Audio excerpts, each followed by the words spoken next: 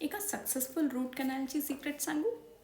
चला तर मी आजच्या व्हिडिओमध्ये तुमच्यासोबत हेच शेअर करते. तर आजचा आपलं फ्रेम ऑफ रेफरन्स आहे कॉट, ब्रेकथ्रू आणि सेशन. परत मी सेम मूवी घेतला आहे भूलभुलैया, आणि तुम्ही जर मूवी पाहिलेला असेल तर तुम्हाला कोरिलेट करता येईल. तर हा जो पहिला पार्ट आहे कॉटचा, अवनीचं जे मॉडिफाईड व्हर्जन आहे त्यानं रागात अख्खा कॉट उचलून घेतलेला आहे. पण लगेच थोड्या वेळाने जी ओरिजिनल अवनी आहे ती रिअलाईज करते की आपल्यासोबत काहीतरी घडलं आहे, काहीतरी चुकलं आहे.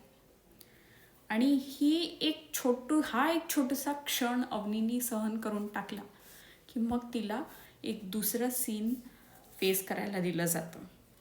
आणि ह्याच्यात अवनीचं जे मॉडिफाईड व्हर्जन आहे ते आपलं सर्वात हायेस्ट अँगर किंवा क्रोध जे आहे मनातलं ते एक्सप्रेस करतं त्या राजाच्या अगेन्स्ट.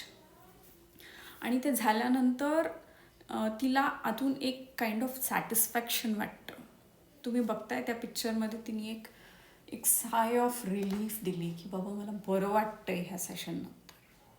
आणि मग अक्षय कुमार तिला एक हिप्नॉटिक सेशन देतो सो दॅट तिचं जे मॉडिफाईड व्हर्जन आहे ते तिच्या ओरिजिनल व्हर्जनमध्ये परत कधीच येणार नाही आणि ती पूर्ण नाविन्याने तिचं पुढचं जीवन जगू शकेल. सो या सगळ्या गोष्टी मी एका रूट कॅनलसोबत कसं कोरिलेट करते आहे. जे मी फ्रेम ऑफ रेफरन्स तुमच्यासोबत शेअर केलं हे आय अंडरस्टँड की हे खूप एक्स्ट्रीम होतं, पण रूट कॅनल त्याच्या कम्पॅरिझनमध्ये एक खूपच छोटीशी वस्तू आहे. पण ह्या सिमिलर स्टेप्स असतात ज्या रूट कॅनलच्या एका पेशंटला फेस कराव्या लागतात सो दॅट तो जो अफेक्टेड टूथ आहे तो त्या कंडिशनमधनं बाहेर पडू शकेल. सो फर्स्ट स्टेप आहे रिमूव्ह द डेंजर. डेंजर काय आहे? दाताच्या आतमध्ये घुसलेले हार्मफुल बॅक्टेरिया. हे जे हार्मफुल बॅक्टेरिया आहेत ते त्या डॉक्टरला बाहेर काढायचे आहे त्या दातातनं. दिस इज रिमूव्हिंग द डेंजर. आणि मग सील द वल्नरेबल. ते काढलेले बॅक्टेरिया परत आतमध्ये घुसायला नको म्हणून त्या दातात फिलिंग करतात आणि त्या टूथला पॅक करून टाकतात सो दॅट ते हार्मफुल बॅक्टेरिया परत आतमध्ये घुसू शकणार नाही. ह्याच्यात डॉक्टरचा पण तेवढाच रोल येतो आणि एका पेशंटचा पण तेवढाच रोल येतो. दोघांचं कोऑपरेशन खूप नेसेसरी आहे.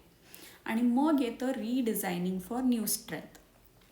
तो दात त्या हार्मफुल बॅक्टेरियाच्या घुसण्याने त्यांनी कोरून पोकळ करून टाकला होता, पण आता त्याला स्ट्रेंथची गरज आहे. त्या दाताला परत चावून तुम्हाला खाण्यासाठी हेल्प करायची असेल तर थोडी स्ट्रेंथ लागेल. ती कशाने दिली जाते? एक सिमेंट, जे नकली मटेरियल जरी असलं तरी ते दातात भरलं जातं सो दॅट त्या दाताला एक स्ट्रेंथ मिळेल. ती स्ट्रेंथ डेफिनेटली तेवढी स्ट्रॉंग नसतेच जेवढं आपल्याला नेचरने दिलेला टूथ जो दात होता तितकी स्ट्रॉंग तर नसतेच, पण एका पोकळ दातापेक्षा डेफिनेटली स्ट्रॉंग असते. हा तो पोकळ दात होता आणि जो रिडिझाईन करून राईट साईडवाल्या दातासारखा बनणार आहे तुमच्या रूट कॅनलच्या ट्रीटमेंट कंप्लीट झाल्यानंतर, त्याचं फिलिंग रेस्टोरेशन झाल्यानंतर. आणि तो जो पहिला स्टेप आहे रिमूव्ह द डेंजर, त्याच्यात रूट कॅनलमध्ये बेसिकली आपल्या दातातली जी नस असते ती इन्फेक्टेड असते. ती काढण्यासाठी ह्या ज्या गोल फाईल्स आहेत ते डॉक्टर दातामध्ये घुसवतात आणि पेन्ससारख्या दिसतात त्या, आणि त्या गोल घुसून त्याच्यातले दातातली नस अशी काढतात बाहेर गोल फिरवून. So removing the danger of harmful bacteria with this pins. आणि मग येतं पॅक करणं.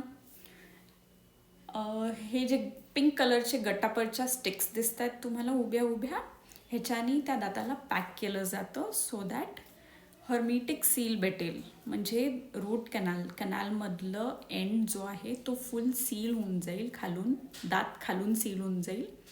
आणि युजली रूट कॅनलच्या नंतरची जी कॅप बसते ती पण एक सील देते. हे दोन सील्स काय करतात?